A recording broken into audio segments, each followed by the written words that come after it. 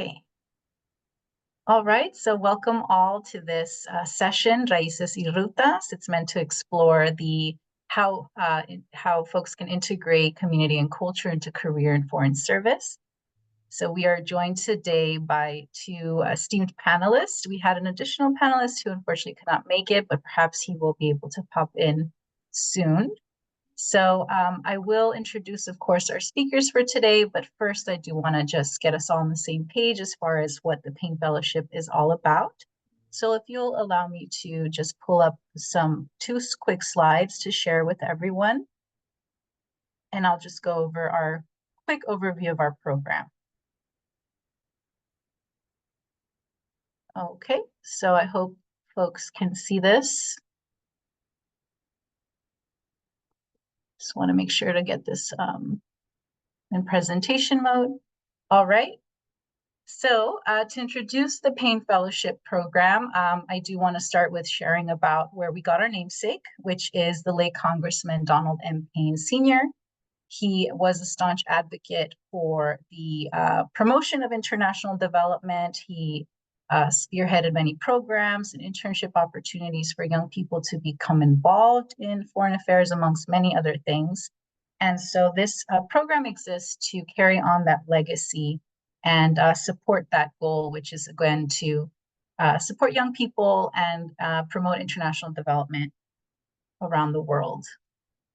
So to make it quick, our program offers substantive funding for grad school, up to $104,000 in funding over the course of 2 years to pursue a master's degree program. In addition to the funding, we also provide internship opportunities, so professional development opportunities, one being as working for a member of Congress on the Hill for a 9-week summer, and the other one being working overseas at a USAID mission abroad. So these opportunities are meant to, again, enhance an individual's ability to pursue a career in foreign service. And the foreign service is, of course, with the United States Agency of International Development. You can see here the breakdown, the financial breakdown. Our deadline is October 24th, so our application is currently open. And we also have several university affiliates, which means that these university partners provide additional funding. So it's something to think about as well as folks consider graduate school as a future that they want to pursue. Just don't want to take too much more away from our discussion with this, but we're happy to answer questions about the program also towards the end. Okay, so yes, so again, welcome all. Of course, this conversation is about integrating community culture into foreign service careers. So we are joined today by Gina Choquehuanca, who just taught me how to pronounce her last name. Thank you very much. Who is the advisor for water security, sanitation, and hygiene at the Bureau for Resilience and Food Security at USAID. We're also joined by Pierina Anton Lopez, who is a Payne Fellow, a recent Payne Fellow, and a current Foreign Service Officer as well for USAID. So I want to start off our discussion by asking our panelists to please introduce themselves to us, tell us where you're from, where you currently work, and what motivated you to pursue a career in foreign service. So Gina, we could start with you, please. Sure, thanks so much, Melina.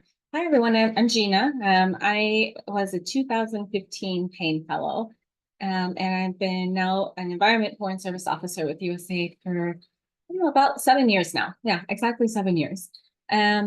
I grew up between Florida and Texas mainly. I was born in the US. I happen to immigrant parents. My mom is Ukrainian American, my dad's Peruvian American. So I have a mixed race family, a mixed cultural heritage family that I really brings a lot into my personal and professional identity and has shaped the way I think about the world, especially for me, my dad's indigenous Peruvian heritage, my Quechua heritage for my lovely, long, royal Incan last name. That's something that always really influenced my my kind of pursuits professionally and personally in life. And so it led me ultimately to a career in development and specifically in environment. And I'm working in, as Melina mentioned, in the water and sanitation side of environment. So I've been with USAID working in different fields of environment, but the last like 5 years, focusing on water resource management, watershed planning, and the protection of the critical riparian ecosystems around river systems that we depend on for supply of high quality water and sufficient quantity of water for all the needs that we have in society, such as, our economy, our health, and many across water is really everything. It's life, right? So that's a little bit about me. Maybe we'll just stop there because I know we're going to jump into more detail with the questions. So I'll pass it on to Fiorina. Thank you, Gina. Hi, everybody. My name is Fiorina. Like Melina mentioned, I am a recent Payne alum. I was selected as part of the 2021 Payne cohort and joined USAID formally last year as an Education Foreign Service Officer. I was born in Venezuela. My family is Venezuelan, and I grew up in Central Florida. In a very vibrant Hispanic neighborhood. And I think for me, what motivated my decision to pursue a career in public service, but specifically in the foreign service, was really my family. A lot of my family is still in Venezuela, and I think growing up first generation, the idea of like my education being kind of the beginning and end of everything having to do with making a better life for myself and for my family was through education. My parents were very, very strong advocates for me to pursue my education, and I knew that a lot of my family in Venezuela didn't have the same access to opportunities that I had growing up in the US, even growing up low income, first gen, in a household that really didn't speak much English. And so I think for me, just that desire to give back and to make the sacrifice that my parents made in immigrating to the US and leaving all of our family behind was really what kind of drew me to public service and wanting to create opportunities for other marginalized communities. And so now, as an education officer with USAID, I'm currently in language training in preparation for my first onward assignment. I'll be heading to West Africa, to Dakar, Senegal. So I'm currently learning French. But I'm really excited to be able to carry forward USAID's mission to make sure that students around the world have access to high quality education, from pre-primary education all the way through higher education and postgraduate studies. So we work across the sphere of education. We also work in positive youth development, and again, I can talk a little bit more about the technical side of the work later on. But yeah, excited to be here and be in community with you all. That's amazing, both so inspiring and so interesting, especially what you're working on currently. So to talk about sort of skills, right? Skill sets and experiences that have been helpful to your work, this question is about what are some of the most useful skills you've drawn from your cultural identity? And how have you been able to apply that to your everyday work? And we can start with you, Karina, if that's all right.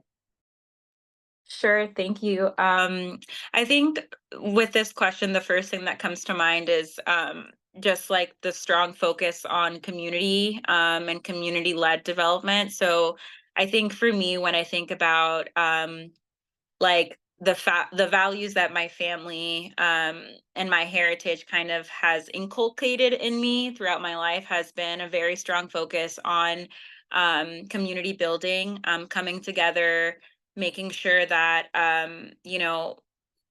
being in community is just like the center of where decisions are made, where power, where you can identify like where power is and is situated, how decisions are made. And so when I think about the work that I do in education, thinking about who in the community that USAID is in, who in that community holds power. Is it a fair like share and distribution of power? Are certain members of the household going to education or like going to school, completing their studies, or others being, being told that their education isn't, part of that equation. So thinking about how we can just center, like disrupt those kind of harmful instances of unequal distribution of power within communities, but also making sure that the communities where we work in have the power to make decisions that impact their lives, and not so much that we're coming in as a government agency and dictating what is right and what is wrong. And so I think, yeah, community and community led initiatives are something that I try, to center and to focus as part of the work that I do. And I'll stop there. Great. It sounds like the skills that I heard coming out were a sensitivity to the environment, to understanding dynamics, social dynamics, and then, of course, the capacity to build community in a variety of environments, which is certainly amazing. It's a superpower. So thanks for sharing about that. Gina, would love to hear from you. Yeah, I would take it back a bit more because I am in total agreement with Yarina's comments. And just, I think that when you start with a community, you kind of think of like bottom up, like whole approaches. They're all ultimately very like holistic systems wide approaches, because you're really trying to understand and work within what the systems that already exist there, and so I think that's something that's really powerful. And that when you come from a diverse background, and a background where often you may have been seen as the underdog or the underserved, you can often better recognize that inherent power, agency, and the opportunities that are actually there, then they may not be apparent to others. And so I think that's a big piece, is that as a diverse American, you can bring in some of those different and like really challenging perspectives to the field of development that aren't maybe being heard. So you have a real value add as someone that really just is going to disrupt, as Yarina was saying, the otherwise predominantly, to be perfectly honest, like white male dominated field. And there are a lot of super smart people in our field, but not enough representation of the diversity of the US that makes us so successful and able to be so innovative in a lot of fields. The other thing I would add is just that I think that I love how intergenerational the Latino community is. That's something I don't know. I think that often we get a bit stratified by our age and where we are in life. And it's important, again, to kind of think about everyone that's a part of like family, a community, and to build community wherever you are, like within your job, but also within like your personally, kind of connecting those pieces a bit more and bringing that to where to your profession, so that you're really like building teams that support one another. And I had one more thing I was thinking about, but now I'm like, what was it? Oh, okay. I think that another big piece is just being able to relate often to communities that we're working with in ways that maybe others may not. And being able to have a little bit more humility, so that we really are just learning with people and being able to be like a part of and partner with the communities and groups that we're serving.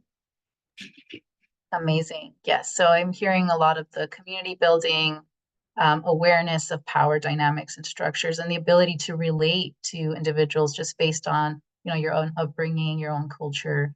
That is really, I think that's incredibly powerful. So along the same vein as this previous question, what would you say, Gina, is the biggest kind of cultural competency do you think is most important to be a successful Foreign Service officer? And how can someone develop those competencies? I would maybe go back to this humility piece. Just that in foreign service, a big piece of the way that this career works is that you work in like um from assignment to assignment. So my first assignment was for 2 years with a program that worked on electricity access and bringing electricity to communities that don't have it. And then I worked on a program that was about watershed management and drinking water kind of service delivery. Now I'm working more on transboundary water resource management. So multilateral like agreements among multiple countries on how they're going to share all the water it's part of a river that's crossing multiple countries, for example. And I think that and you're going to work in then those sometimes you're going to work in one country and then the next 5 years you'll be in a totally different country and region possibly in the world.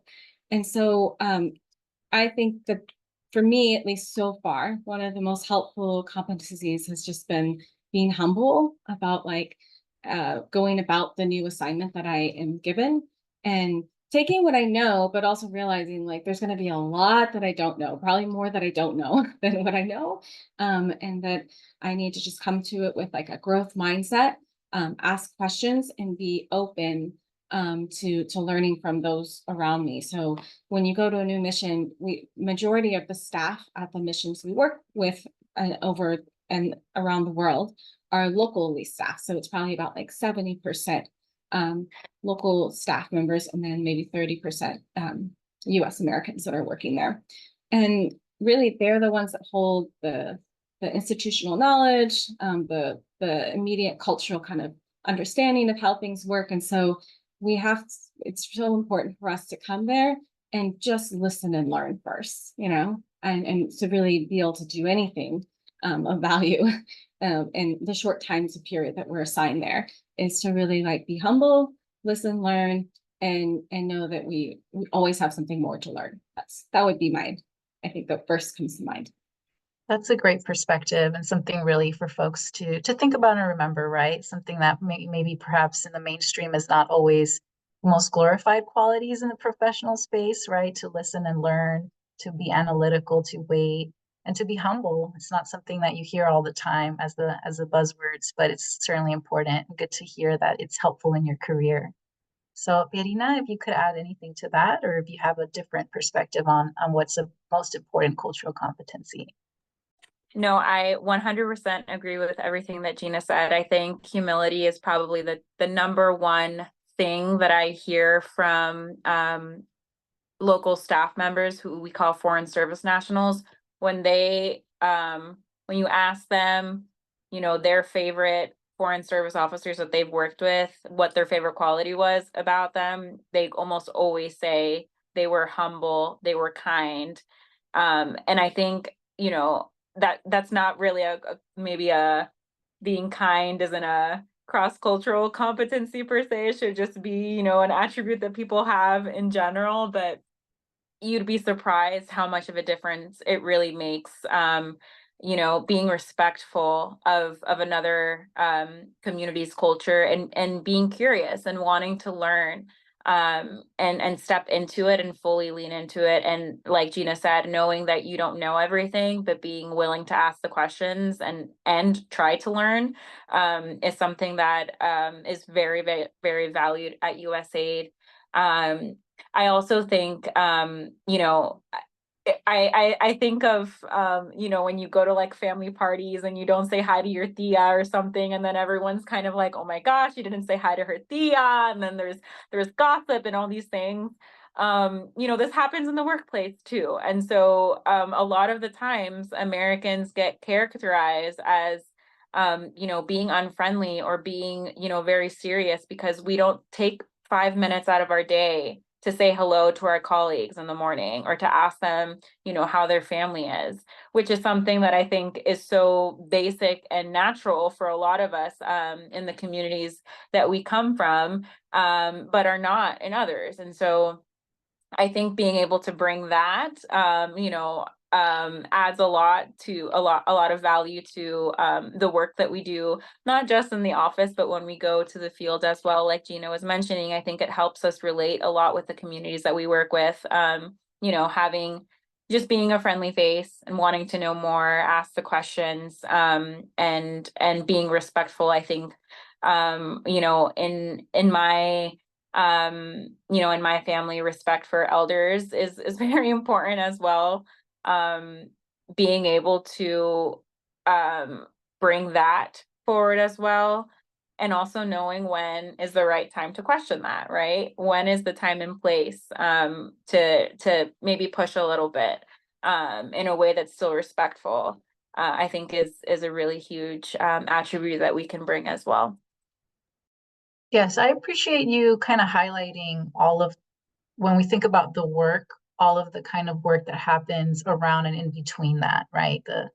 The social, being able to socialize, being respectful of norms and customs that are different from one's own is part of the work, right? And so I think that's really great that you mentioned that also. So we've talked already about, culture and some of those backgrounds that we can bring forward in our professional life. But I'm curious to know about your community, and considering how you've both mentioned that your assignments change so often. I imagine, as you shared earlier, you're very close to your communities at home and your families. So how are you able to stay connected to your community when you do serve in different locations? And why do you think maintaining that connection is important? I'm sorry, Gina, we can start with you. Sure, sure. I think it's, maybe to go backwards on the starting with the importance of it. It's just like staying grounded and connected to your identity and your values, and so having some way to recall and be able to continue practicing those values it's meaningful. It's like the same, I think of it even in a simple way. If you really like, I don't know, to run, you find a way to still do that wherever you are. And so it's the same for your cultural values. You find a way to still like practice the things that are important to you. And some of the ways like I found that have been helpful for doing that is that you're always going to be in a capital city, wherever you are working internationally. And so you're going to be interacting with and often working with other embassies and other aid agencies from other countries. And so connecting with embassies from your heritage. So I've often connected with the Peruvian and like Ukrainian embassies overseas. And that's always been like a really great way to just find those communities right away. There's also, you'll find like the Latino kind of group, like there'll be a WhatsApp group or something at some point, and you'll find each other. But then the last wave, maybe you might be in a smaller country where it doesn't have as much of a community. And a great way you can sort of fill that gap is by like being the community, like making the community and sharing your culture. So we've done, and at the embassies I've worked at, we've done like Dia de los Muertos, like celebrations. We've done like potlucks for Hispanic Heritage Month. I've always like tried to do something overseas. And I think those are really like, it's meaningful for me, like, but it's also ends up being like really appreciated by the staff overseas, like the local staff, my colleagues that are US Americans, like everybody actually like really appreciates it. We used to have a lady, in the Latino group in South Africa, there was a lovely Mexican lady who made tamales, and I can tell you that was probably the most popular and high demand event that my colleagues that we set up in the embassy. The colleagues were like, yes, like bring the tamales. So like you just don't know, like those kind of things that you think like, oh, like, is anybody gonna want this, or is this like, am I just trying too hard? No, it's like it's a beautiful thing to be able to like also offer something different and new to people. So there's lots of ways to stay connected if you look for them, I'd say. That's great. And also, if you create them, right, to your point, if you bring that out also to share with others, and who doesn't want to connect over tamales? I mean, you said that and my heart started fluttering. So totally understand. So how about you, Karina? What do you think? Yeah, I think on the same kind of theme of, making that community and making that space is things that you might not have seen as something that like you wanted to keep up because or maybe really dive into because they were just such a normal part of your everyday routine. For me, my mom used to make me arepas every single morning, and then I moved for college and then like came to DC to start my career, and then I suddenly wasn't eating arepas anymore. And that for me was like, you know, pretty impactful because it was something I grew up eating every single day. And so what did I do? I learned how to make arepas. I like really dove into like trying to recreate the family recipes that like brought me so much comfort and joy when I was growing up, so that exactly like Gina mentioned, there might be times when you might be the only person from your background or heritage in the embassy, or in that, bubble that you're in. And so what are you going to do to try to like connect and to make yourself feel more grounded? For me, it's through those family recipes, but it's also through dance.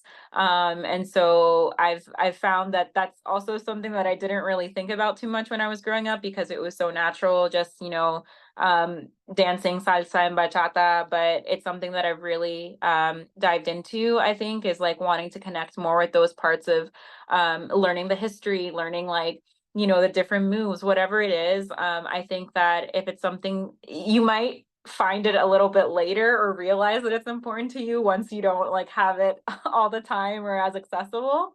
And so I would just encourage you to like lean into it and be like, this is an opportunity for you to learn more about your heritage and also share it with people who may or may not have a full picture of what it means to be American. I think there's been times where I've been at the embassy where people don't know that I'm American. They think that I'm, a locally employed staff, and it's, a beautiful thing to be able to say like, no, I am American, and yes, I speak Spanish, and yes, I don't have blonde hair and blue eyes, and these are all the other things that I bring, and I'm still American.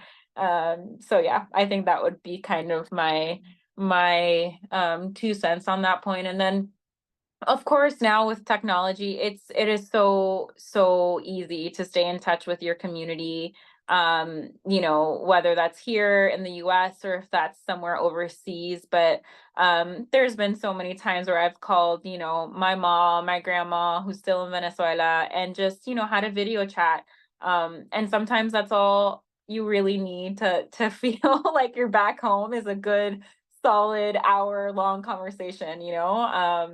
So I think carving out time and being very intentional about that time, because of course time differences are a thing, but being intentional and saying like, no, this is the time that I'm speaking with my family, this is the time where I'm catching up with my friends, and making that kind of part of your routine when you're overseas as well.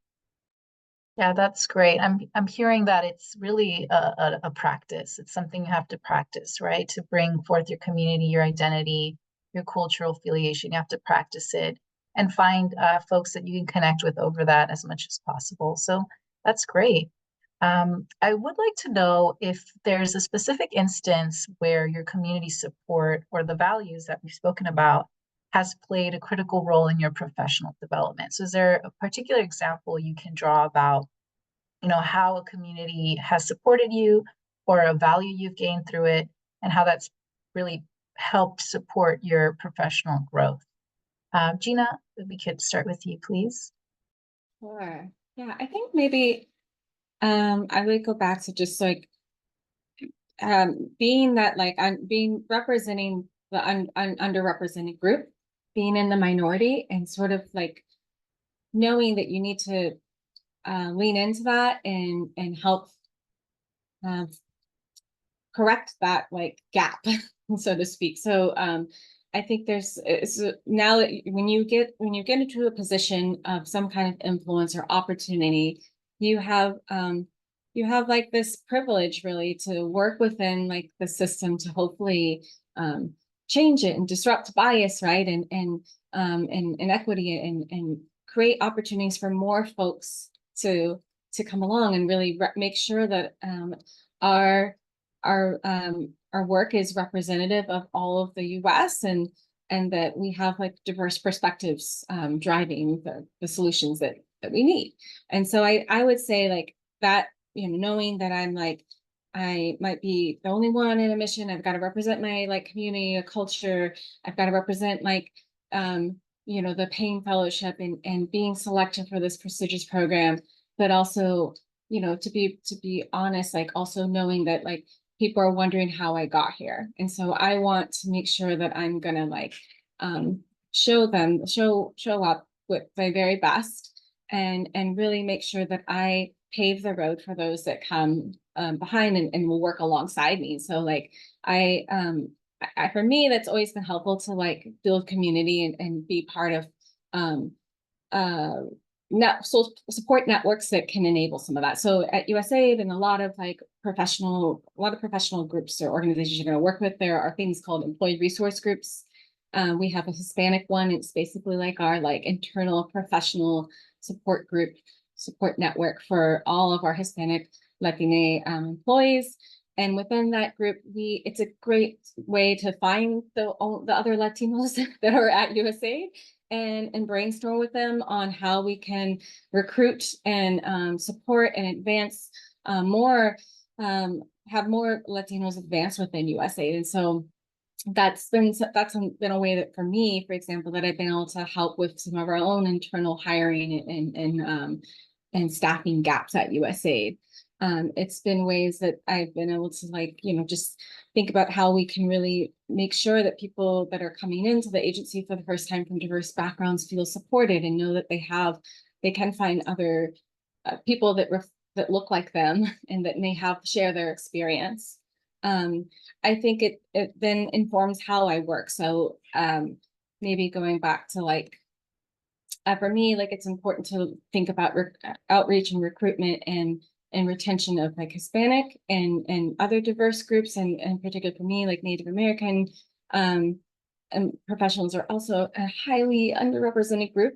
And it's across any development sector, they face some of the highest disparities in terms of development outcomes, and if it's level of education attained, poverty levels, malnutrition, etc., and you name it, they're usually they're ranking largely behind other demographics. And so in my work, I know that that's informed my like just passion for ensuring that we set up programs that that really consider and promote the leadership of Indigenous peoples in communities. So an environment, especially we're working in largely rural areas, we're sometimes working in protected areas where there are Indigenous peoples living, and we need to make, for me, that means that I'm going to make a special, I'm going to take special consideration of Indigenous peoples that need to be partnering with us, that need to have access to land, that have rights to their historic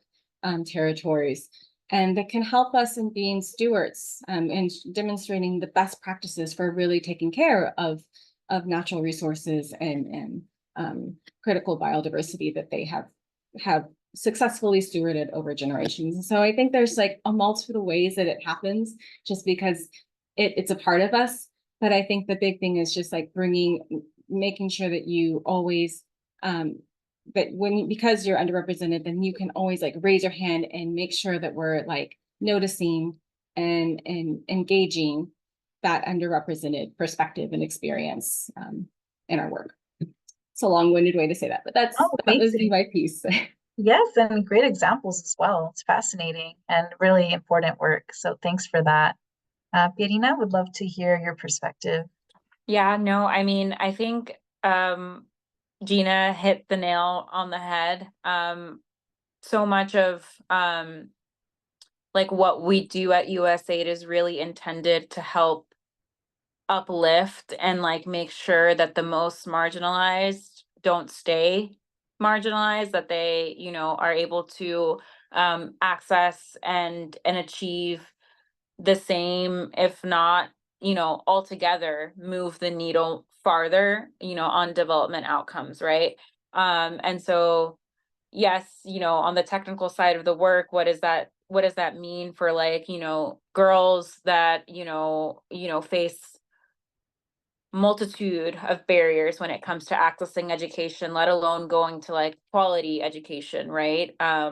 What does that mean for you know, communities that speak languages that are outside of, you know, the official languages of a country, like linguistic minorities? What does that mean for indigenous communities? What does that mean for XYZ, you know, group that has been denied the opportunity to advance in their development outcomes? And so that's a huge part of it on the technical side. But I think like what Gina was mentioning on the operational and like the human side of like who works at USAID, it is so crucial and important that whenever you enter a space that you look around and there's not a lot of other people that look like you, what are you doing to help make sure that that doesn't stay the status quo?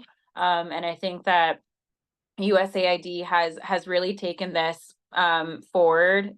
Hispanic and Latinx communities are one of the most underrepresented groups in the Foreign Service, as well as Native American and Indigenous communities. You know, we're single digits.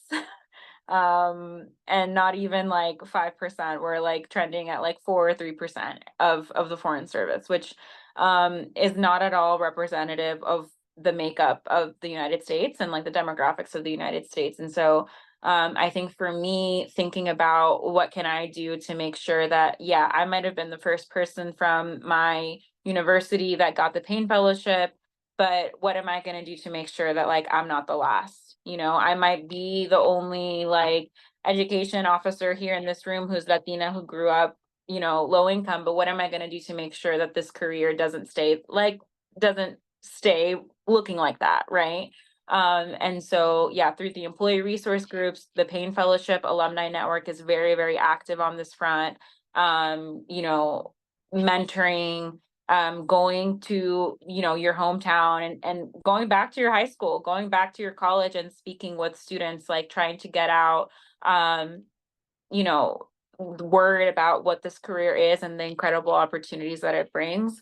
And knowing when to advocate, not just for yourself, which I think is a very super important thing, and something that can be very challenging for us as you know, underrepresented groups on a lot of different ways, but knowing how to advocate for other colleagues, especially our local colleagues, who don't have the same benefits that we do, and who are often, and not often, they are like 100% of the time the most crucial part of like what we do at USAID. They're the ones that are holding the relationships with our government counterparts, with our local counterparts, and who bring like an immense amount of knowledge, and yet unfortunately you know, don't often get the same level of respect or prestige or whatever you want to call it, simply because they're not the American, so to speak. And so being able to recognize that you hold that power, and then knowing how to use it, and so that you can be an advocate. And, you know, again, I'm coming back to this idea of disrupting like the power dynamics that exist in this, and specifically in development work, because just by nature it's about, you know, power structures and trying to disrupt them. So anyways, that was also a little bit long-winded, but I hope that I got the point across. Definitely. And I hear so much importance on bringing people up, right? And bringing folks, other individuals who identify from the same background or similar backgrounds, and bringing those folks up to have prominent roles in leadership within the agency, and to just, and even in the host environment, to build people up in that. So that's really important. I'm curious to know if you have some examples of how you've seen USAID's Foreign Service positively impact your community. So we've spoken about, you know, the ways that you advocate and support, you know, through using this position that you have. But I'm curious to know if you've seen at the macro level, ways that USAID has positively impacted your community. If you have any examples, I'm sure folks wonder, how can I give back to where I come from through a job like this? So really, what would be your answer to that? I can take a stab at this. I think immediately what comes to mind in terms of how USAID is, I think, really supporting the Venezuelan community is through the work that it's doing to provide social services and documentation efforts for the millions of displaced Venezuelan migrants all across the world, but especially in South America. And I'm thinking specifically in Colombia and Peru. USAID is doing extraordinary work to make sure that Venezuelan refugees and migrants have access to, essential social services, including healthcare, education services. And so, we're funding a lot of programs aimed at making sure that people have access to this basic human right, but also, working within government systems to ensure that, Venezuelan refugees and migrants have access to documentation so that they can even access these social services in the first place, and be able to work and gain income so that they can support their families in their new countries, and also, support families through remittances back in Venezuela. So I think internationally, that's what I think about, or what comes to mind. But I think even locally, I mean, I guess the fellowship, and again, seeing that someone like has gotten the fellowship from like a community that you identify with is such a powerful thing. And I can just give a quick little anecdote that the reason why I even applied to the Pain Fellowship and thought that I had a chance was because I saw that there was a other applicant, or there was a fellow, Jackie Rojas. I think she was a 2015 or 2017 fellow. She was also of Venezuelan heritage, had gone to school in Florida like I did. And I thought to myself, well, if this person can do it, then so can I.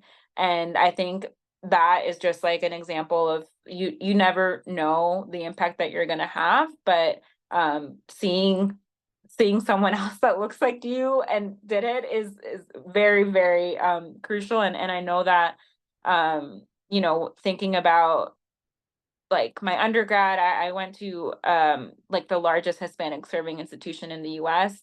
Um, being the first person from FIU to get that, to get the Pain Fellowship, and knowing that because of that, there's a lot of other students that became aware of the Pain Fellowship and that are now applying to it. That's a huge honor. And it's just an example that like it matters. And we do amazing work overseas, and it's very, very important, but we're also really trying to make sure that the US government represents this great country. So stop there. Amazing, really inspiring.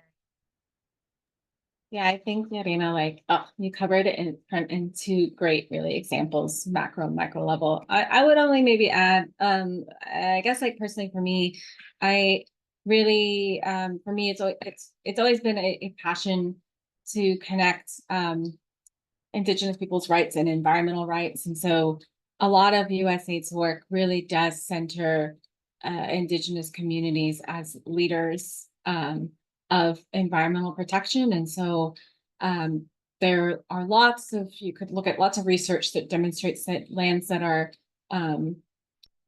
managed by Indigenous and local communities generally fare better than when they're not in the hands of Indigenous communities. An example that is often cited is in Guatemala. There's a protected area called the Maya Biosphere, where they have an agreement with local communities so that they still can live on the land and manage the land, because they have such kind of low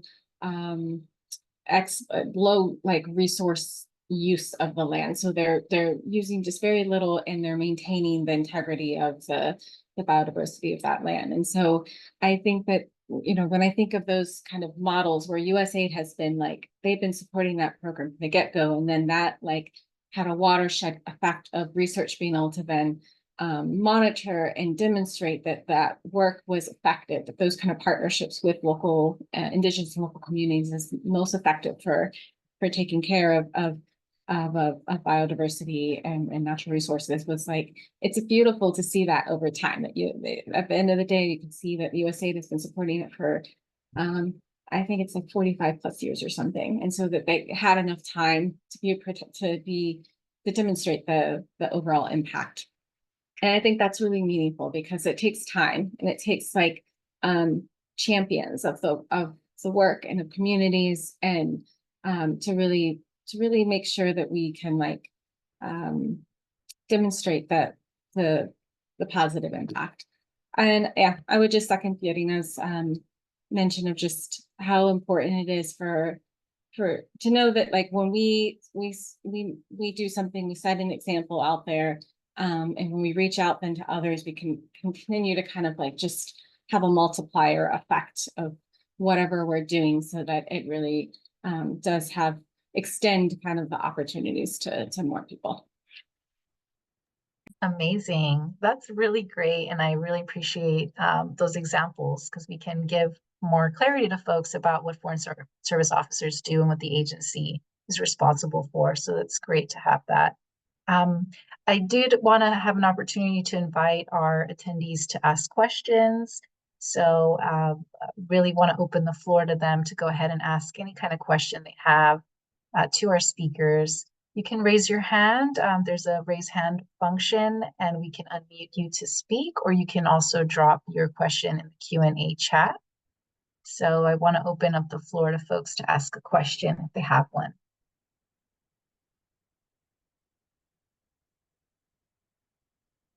Anyone?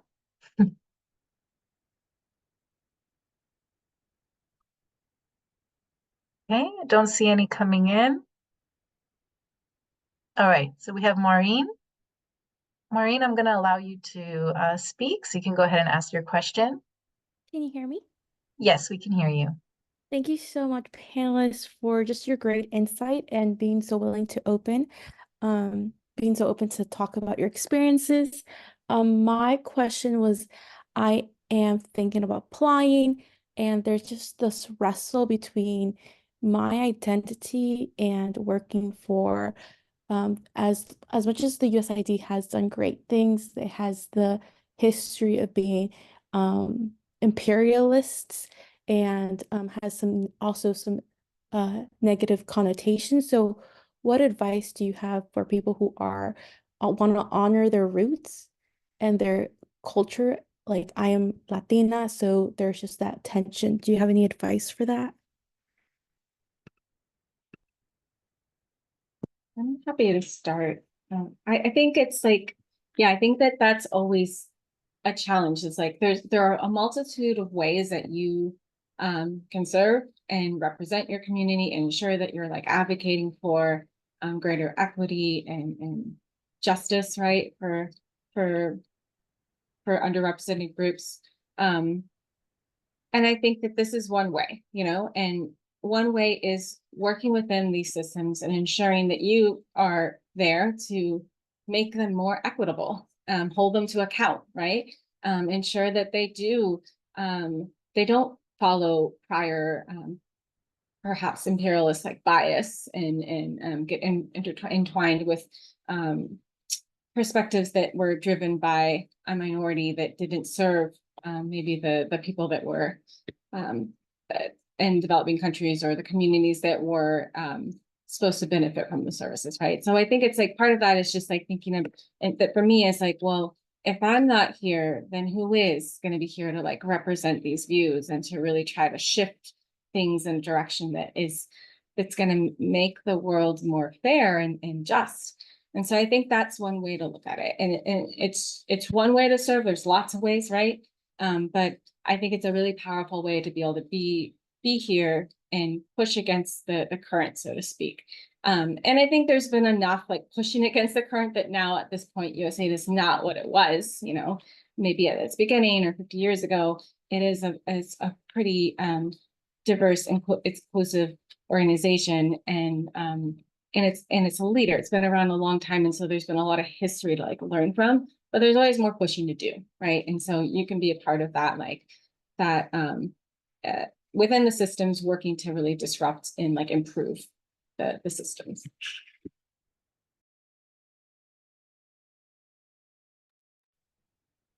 I don't have a ton to add to this. I think Gina took the words out of my mouth. I'd say that you know, in general, the development sector, I think, is becoming more aware of the fact that from its origins, like this system that we've been working under has always been colonial. And so trying to kind of like decolonize how we do development and how we think about development, and really kind of shifting the idea that there has to be this like donor, all powerful, all knowing, source of knowledge from, a Western country, to then impart that knowledge on communities that have been around for millions of years and have their own specific knowledge and ways of doing things. And so I just want to mention that as something that like I do think that the field in general is moving more towards like understanding that, at least that there's an understanding that these kinds of power dynamics exist and have always existed. And of course, just being aware of it isn't enough to like change and disrupt and challenge that status quo. But I think what Gina said is super powerful. Like, if I'm not there, then who is?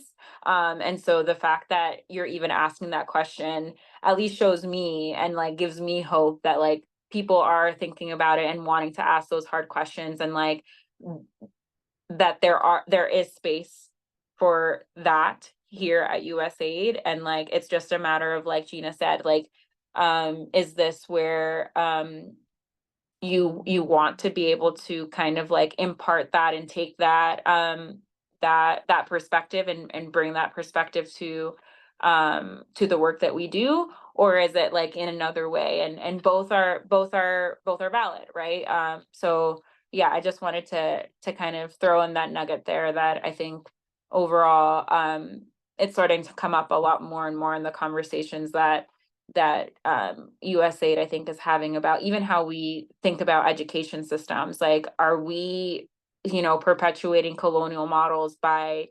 making countries or making students learn a language that they don't speak at home, that they don't use in their day-to-day life, but because it's the language of their the colonial like government that used to, rule, it's part of the curriculum and it's mandatory that everybody learns it. But kind of asking like, what use does that really bring? And is it something that like is that an ethical, like moral thing to do in communities? So Thank you both for the great response. I highly appreciate it. Thank you. Thanks, Maureen, for your question. Do we have any other question? We have time for one more.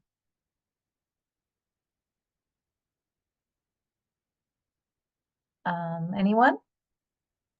It looks like you have two questions in the chat, Melina. Oh, thank you so much. Okay, so we have a question saying, in your time at USAID, have you seen more Latinos join the agency?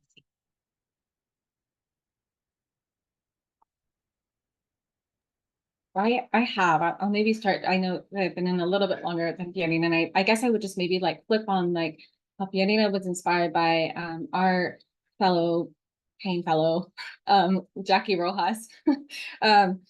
It's been so cool. I was in the third cohort, so there were like 2 in the first cohort, 5 and then 5 in my cohort, and now there's like 30 in a cohort, and it's been so gratifying to see more and more Latinos like come down the line and be a part of USAID. It's just so great. It's like, yeah, you just feel really like, okay, something, there's a bit of like a watershed moment where others have the movement is growing and people know about the program and they know about USAID. Like I think probably a lot of y'all may like I was at least in college, I didn't know anything about USA. I didn't know anything about federal government in general. And so that the program is people are more aware of it and it's more accessible to folks is really important to ensure that there are more Latinos at USA.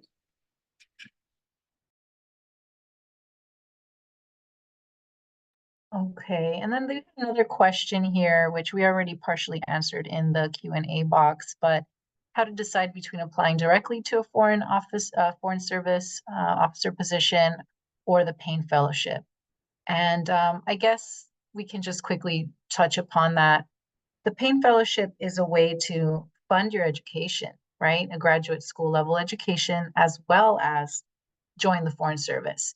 So if pursuing graduate school is something you're very interested in and the financials are a concern for you, that this is a great opportunity to be able to combine that effort. You can also apply directly as a Foreign Service officer, but maybe Perina, you can speak to your experience applying through the fellowship. Sure. Yeah, I think for individuals that maybe like either don't have their first master's, but even if you do, you can still apply for the Payne Fellowship. I think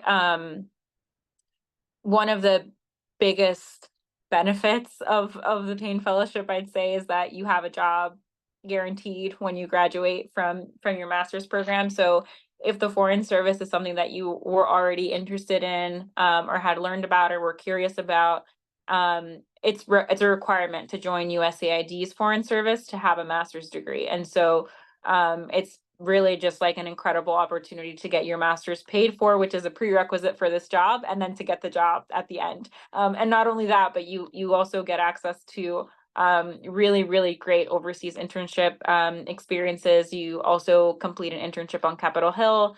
And I'd say, aside from kind of like the tangible material benefit of the Payne Fellowship, the network that you build through your Payne Fellowship cohort, the alumni network and the Payne mentors that dedicate their time to kind of, answering questions, helping you out, helping you grow as a professional, and being community throughout like your master's program and beyond when you join the agency is unmatched.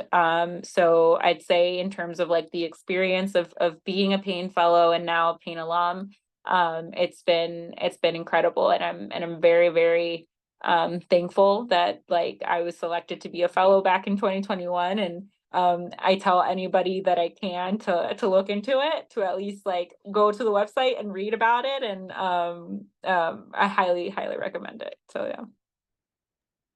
Well, that's a great way to close off our session, actually, because, think about it, Payne Fellowship is a great opportunity. So thanks for that plug, Irina. Excellent. Thank you both very much. If you have, of course, I give you the opportunity to have any closing remarks, if there's anything else you'd like to share. Maybe I would just say, like, on the flip end, Eureka had highlighted in the response, I think, to the question that the age limit's also like up to 58. So I came in after working for a while. So it's like you can come directly from undergrad, awesome opportunity. You can also work for a while and then decide later on that you want to get your master's, or maybe you want to switch to this sector, to the development sector, and work in it. And I think that's a really beautiful part of it too, because it really encourages a diversity of experience, folks that are maybe coming with like a variety of like professional experiences prior to getting into working with federal government on development. And so I would just really like encourage folks to, think about like all the different things that you might want to, experiences you might want to gain, and keep the Payne Fellowship in mind. And if you know folks that are already working that might be interested in the Payne Fellowship, or are looking for like a change and not sure how to pivot, this is like a great way to pivot, because you get the support for a graduate degree and a pathway to a career. So yeah, just another plug. Awesome. Thank you both so much. We have our deadline is coming up on October 24th. You can find all information as well as a lot more content on the application process and what we're looking for in candidates by visiting paynefellows.org. So thank you all so much, and Thanks to our speakers, and thanks for being with us. Appreciate your insights and contributions. Thanks a lot.